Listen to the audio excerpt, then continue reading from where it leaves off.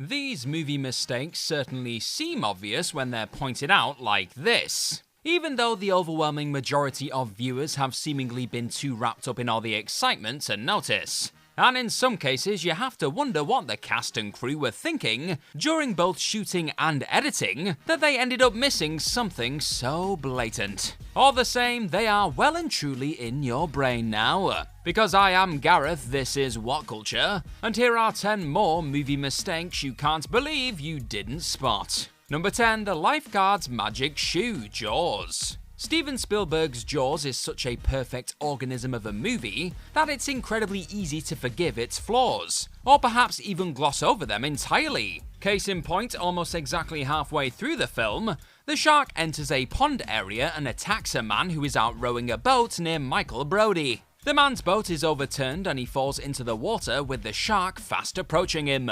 At which point we can clearly see that the man is barefoot and definitely not wearing any shoes.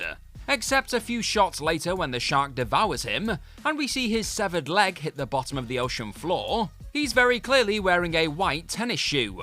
Considering how iconic and to kids of a certain age, traumatizing, the shot of the severed leg actually is, it's honestly surprising that more viewers haven't noticed this discrepancy over the years. We can assume there was probably some miscommunication between Spielberg and the movie's prop team here, or that the actor playing the victim simply removed his shoes without anyone noticing. But we have now. Number 9, Aragorn's vanishing sword, The Lord of the Rings, The Two Towers. Now this one's really weird, and will forever change how you view the Battle of Helm's Deep in the second Lord of the Rings movie. Early on in the battle when Aragorn signals his archers to fire, he does so with his sword, which strangely vanishes into thin air on the downstroke. As Aragorn swings it towards the screen, only the hilt remains visible in his hand, with the actual blade component of the weapon magically nowhere to be seen. Fans have theorized that this was most likely a VFX-related gaffe. That part of the shot was masked to enhance the background of the scene, likely adding more archers behind Aragorn, with the sword's blade accidentally getting erased also. For a film that's so meticulously crafted, it's quite the odd mistake. And yet the moment passes quickly enough that it's relatively easily missed amid all the battle's excitement. Now I want to know, what is your favourite moment in The Lord of the Rings? Was it the Battle of Helm's Deep or something else? Or none of it, you do you. Either way, let me know in the comment section below what you think. Number 8, Bubba's Lip, Forrest Gump. Michael T. Williamson gives an unforgettable performance in Forrest Gump as Forrest's tragically ill-fated war buddy Bubba. And one of the character's most distinctive physical characteristics is his prominently protruding lip. This wasn't achieved by simply having Williamson jut out his lip for the entirety of the shoot though. He actually wore a subtle lip prosthetic during filming, so he didn't have to consciously perform the affectation at all times. And yet there's one scene where the production presumably forgot to fit the actor with the false lip. When Bubba and Forrest are riding in a chopper in Vietnam as they go to war, look closely at Bubba and his lip isn't sticking out at all. Quite what went wrong here is anyone's guess. Hell, perhaps the prosthetic just fell off Williamson's lip during filming, and nobody caught it while cameras were rolling. A minor mistake, for sure, but one that'll nag you every time you watch it now. So sorry for that. Number 7, Mikey calls Bran Josh, The Goonies. The Goonies is one of the greatest films of the 1980s, and one that touts an hilarious instance of a young actor accidentally breaking character in the middle of a take. Roughly 40 minutes into the film, Sean Astin's Mikey says to Bran, played by Josh Brolin, "There's something buried under there, Josh," unintentionally referring to the actor by his real name. It happens. While you might not understand how you could have missed such a glaring mistake, it's worth pointing out that Mikey and Bran talk over each other during this exchange, so the word Josh is ever so slightly garbled when it comes out of Sean Astin's mouth. All the same, once you know it's there, there's no unhearing it at all. We can assume that director Richard Donner didn't hear it during editing, or felt it was concealed enough through their banter that it didn't need to be redubbed in post-production. Number 6, the premature bloodstain, The Matrix. Like any effects-heavy blockbuster, The Matrix has a mind-boggling number of moving parts, and so it's little surprise that the film is packed to the gills with momentary mistakes that the Wachowski sisters simply hoped you'd be too enthralled to pay much attention to. This being the internet though, of course people spotted each and every single one of them. There is one especially noticeable continuity gaffe late in the film, when Neo is shot twice by Agent Smith and stumbles backwards into the wall behind him. Look closely as Neo stumbles though, and you'll see that there's already a bloodstain on the wall, which Neo is then falling backwards into, despite prior shots of the wall showing no blood whatsoever. Clearly, this was a continuity issue, where the shots were filmed out of order and a crew member either forgot to clean the blood from the wall, or the Wachowskis simply assumed that nobody would notice. Again, we did. Either way, it's very much a glitch in the Matrix itself that Neo's blood smears itself on the wall before he's even made contact with it. You showing up here is no glitch though, and we thank you for that. If you like what you're watching, then hit that subscribe button down below, my friends.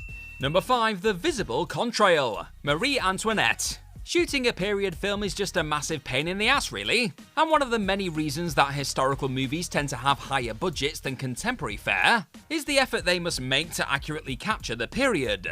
And even accepting that Sofia Coppola's Marie Antoinette is willingly packed with anachronistic music and fashion choices, there is one scene where an out-of-time artifact was most certainly not intended.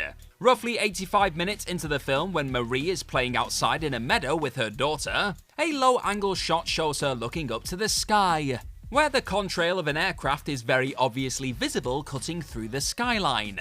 This is the sort of gaffe which could be removed with relative ease on even home computers these days. And yet back in 2006, Coppola either simply didn't notice, or didn't consider it disruptive enough to spend any of the movie's svelte $40 million budget correcting it. Number 4, Woody Harrelson's blatant dubbing, Triangle of Sadness. Generally speaking, automated dialogue replacement, or ADR, is a basic enough part of movie production that audiences can't tell when an actor has re-recorded their lines. Most of the time, that is. But despite winning the Cannes Film Festival's Palme d'Or and scoring numerous Oscar nominations, including Best Picture, recent class satire Triangle of Sadness features one of the most egregiously bad instances of ADR in any major recent movie.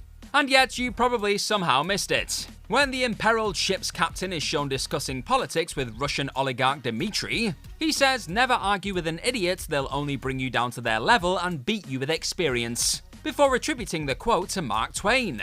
However, if you look at Woody Harrelson's mouth movement, it's incredibly obvious he doesn't say Mark Twain. And if you're even a half-skilled lip reader, you can probably tell that he's actually saying George Carlin.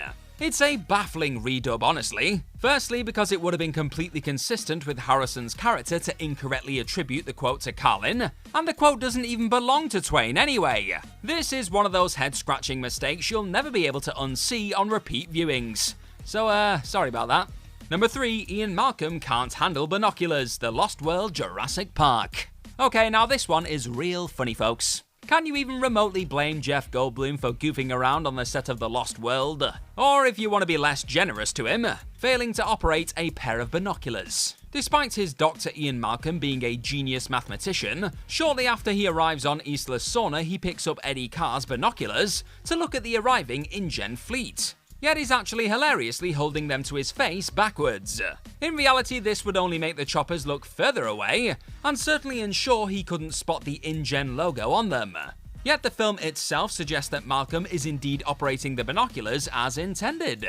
What a guy. One can't put it past Goldblum for seeing what he could get away with here, and accidentally getting a minor prank into the final cut of the movie. But at the same time, it's entirely possible he just fumbled picking up the binoculars and ran with it, because why not? Number 2, obvious library facade is obvious, Indiana Jones and the Last Crusade. Much as we all love watching 4K restorations of classic movies, I know I do, it creates an absolute cluster headache for the filmmakers themselves, because higher resolution releases ensure that audiences can pick out mistakes which were not visible on lower detail earlier versions. Case in point, we have Indiana Jones and the Last Crusade. Roughly 30 minutes into the movie, Indy heads to a Venetian library in pursuit of his father, Henry. And when he climbs a staircase and discovers the giant X on the library's floor, take a look at the bookshelf behind him. In the 4K version of the film in particular, it's hilariously obvious that the bookshelf is just a thin facade, with the books all being superficial semblances of actual books at absolute best. Fans went decades never noticing this on prior releases of the movie, but in its Ultra HD glory, it's incredibly obvious. Sure, you can try to convince yourself that it's a mere intentional decoration in the world of the movie itself, But let's be honest, it was simply that the production designers never expected that viewers would be able to fixate on a crystal clear high-resolution screen grab of their work. But here we are! Number 1. The Visible Soundstage, G.I. Joe Retaliation. The extended cut of G.I. Joe Retaliation opens with a longer fight scene between Snake Eyes and his apprentice, Jinx. But amid the snappily edited fisticuffs, you'll kick yourself for not spotting this outrageous mistake. When Snake Eyes flips away from one of Jinx's attacks, the rigging of the soundstage where the scene was shot is blatantly visible at the top, complete with the lights used for the scene. Evidently, a VFX artist forgot to mask out the roof of the soundstage and replace it with something that made sense. Possibly because this scene wasn't completed during post-production for the theatrical version, and only hastily finished for the home video extended cut later on. Either way, considering how damn cool this shot is otherwise, it's a shame that due diligence wasn't undertaken to actually get it done properly. Then again, how many of you like this movie enough to even bother with the extended cut at all? Sorry, Joe.